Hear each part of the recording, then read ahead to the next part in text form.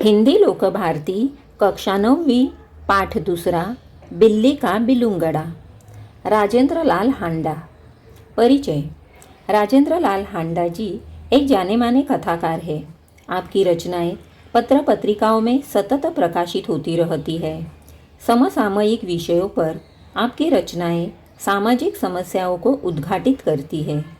गद्य संबंधी हास्य कहानी जीवन की किसी घटना का रोचक प्रवाही वर्णन कहानी होती है। इसमें किसी सत्य का उद्घाटन होता है। हास्य कहानी में इसे हल्के फुल्के हंसी के अंदाज में प्रस्तुत किया जाता है। प्रस्तुत पाठ में लेखक हांडा जी ने हास्य के माध्यम से गलतफहमी के कारण उत्पन्न विशेष स्थितियों का वर्णन किया है।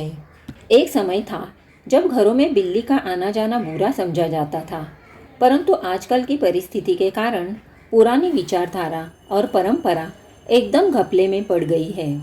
वही विचार ठीक समझा जाता है जिससे काम चले।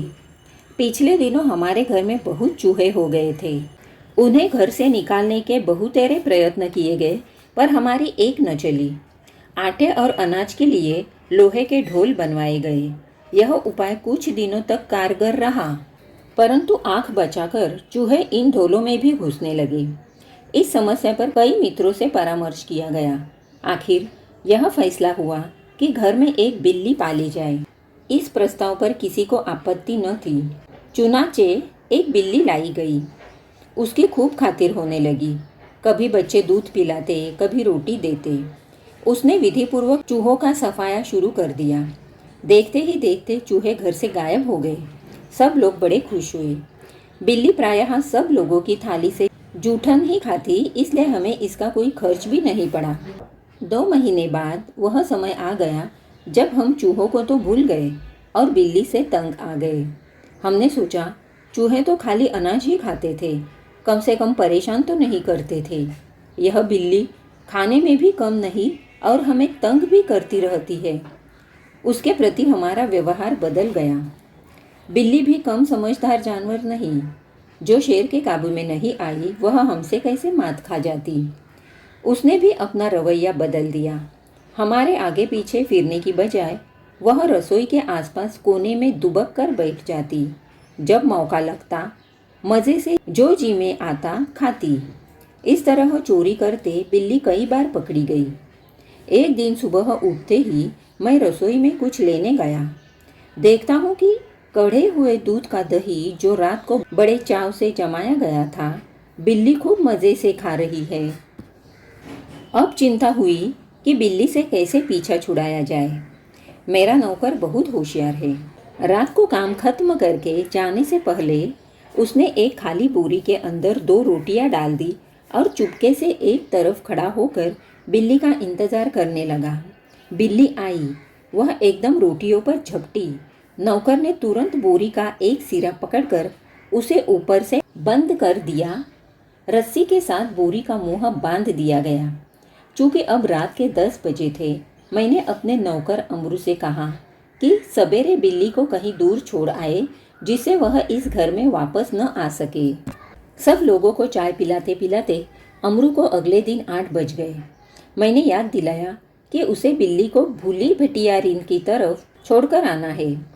बोरी कंधे पर लटका अमरू चल दिया। बात आई गई हो गई। मैं हजामत और स्नान आदि में व्यस्त हो गया, क्योंकि 9:30 बजे दफ्तर जाना था। गुसलखाने में मुझे जोर का शोर सुनाई दिया। मैं नहाने में व्यस्त था और कुछ गुनगुना रहा था, इसलिए मेरा ध्यान उधर नहीं गया। 2 मिनट के बाद ही फिर शोर हुआ। इस बार मैंने सुना कि मेरे घर के सामने कोई आवाज़ लगा रहा है। आपका नौकर पकड़ लिया गया है। अगर आप उसे छुड़ाना चाहते हैं तो छप्पर वाले कुएं पर पहुंचिए। मैं हैरान हुआ कि क्या बात है। समझा शायद अमरू किसी की साइकिल से टकरा गया होगा। शायद साइकिल वाले का कुछ नुकसान हो गया हो और उसने अमरू को धर पकड़ा हो।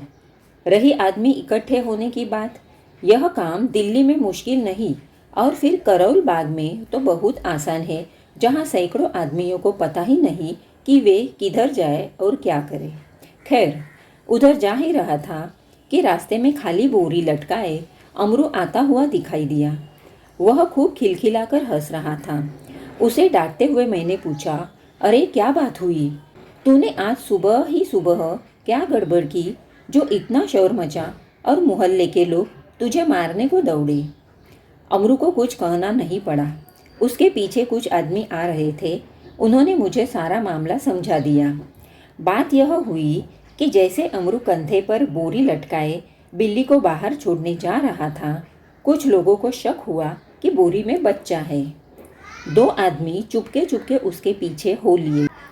उन्होंने देखा कि बोरी अंदर से हिल रही है। बस उन्हें विश्वास हो गया कि इस बदमाश ने किसी बच्चे को पकड़ा है। अमरू स्वभाव से अल्पभाषी है, कुछ मस्खरा भी है। वह चुप रहा। देखते देखते 50 आदमी इकट्ठे हो गए। उनमें से एक चिल्लाकर कहने लगा, घेर लो इस आदमी को, यह बदमाश उसी गिरोह में से है जिसका काम बच्चे पकड़ना है। उस जगह से पुलिस थाना भी बहुत दूर नहीं था। एक आदमी लपक कर थाने गया और वहाँ से थानेदार और एक सिपाही को बुला लाया। थानेदार को देखते ही एक उत्साही दर्शक अपने कुर्ती की बाहें ऊपर चढ़ाते हुए बोला, दरोगा जी, ऐसा नहीं हो सकता कि आप इस बदमाश को चुपचाप यहाँ से ले जाए और कानूनी कार्यवाही की आड़ में इसे हवालात के मज़े लेने दें। पहले इसकी जी भर के मरम्मत होगी। गजब नहीं है कि भरे मोहल्ले से बच्चे उठा लिए जाए। 2 दिन हुए पास वाली गली से एक बच्चा गुम हो गया। देवनगर से तो कई उठाए जा चुके हैं। आप बाद में इसके साथ चाहे जो करे, पहले हम लोग इसकी पिटाई करेंगे। भीड़ में से दसियों ने इस सुंदर प्रस्ताव का समर्थन किया और लोग अमरू को पीटने के लिए मानो तैयार होने लगे। उन दिनों दिल्ली में बड़ी सनसनी फैली हुई थी।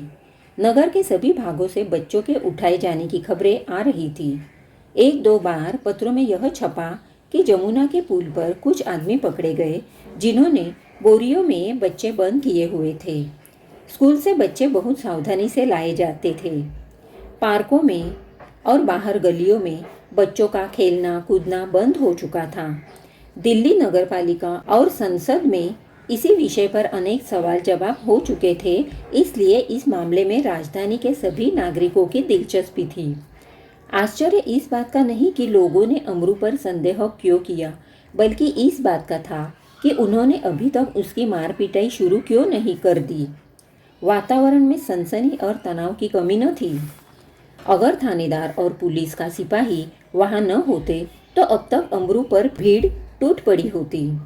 थानेदार ने आते ही अमरू की कलाई पकड़ ली और पूछा, बोल, यह बच्चा तूने कहाँ से उठाया है और इसे तू कहाँ ले जा रहा है? बता, कहाँ है तेरे और साथी? आज सबका सुराग लगाकर ही हटूंगा। अमरू अब तक तो दिल में हंस रहा था, मगर थानेदार की धमकियों से कुछ घबरा गया। दबी आवाज़ में वह थानेदार से बोला, सरकार, मैंने किसी का बच्चा नहीं उठाया, न मैं बदमाश हूँ। मैं तो एक भले घर का नौकर हूँ, रोटी चौका करता हूँ और अपना पेट पालता हूँ। जो आदमी थानेदार को बुलाकर लाया था क्रोध में आकर बोला, क्यों बकता है बे? दरोगा जी, ऐसे नहीं यह मानेगा, 2-4 बेत रसीद कीजिए। दरोगा ने बगल से निकालकर बेत अपने हाथ में ली ही थी कि अमरू नम्रतापूर्वक झुका और बोला, सरकार, आप जितना चाहे मुझे पीट ले, पहले यह तो देख ले कि इस बोरी में है क्या। हुक्म हो तो चलिए थाने चले। यद्यपि थानेदार इस बात पर राजी हो गए थे, पर भीड़ कब मानने वाली थी। लोग चिल्ला उठे, हरगिज नहीं, ऐसा कभी नहीं होगा। हम सब इस आदमी की बदमाशी के गवाह हैं। मामला कभी दबने नहीं देंगे। थानेदार डर गए कि उनकी नीयत पर लोगों को शक हो रहा है। उन्होंने अमरू से कहा, अच्छा, बोरी को नीचे रखो, इसका मुंह खोलो। अमरू शांतिपूर्वक नीचे बैठ गया और धीरे से उसने बोरी का मुंह खोल दिया। जैसे ही बोरी का मुंह खुला, बिल्ली का बिलुंगड़ा छलांगे मारता हुआ एक तरफ भाग गया और लोग देखते ही रह गए। थानेदार की भी समझ में न आया कि अब क्या करें। वह थाने की तरफ मुड़ा और एक तांगे वाले की पीठ पर बेंत मारते हुए बोला, जानते नहीं कि रास्ते में तांगा खड़ा नहीं करना चाहिए। इस प्रकार अपनी झेप मिटाने का यत्न करते हुए दरोगा जी चले गए और अमरू हंसता हुआ घर वापस आ गया।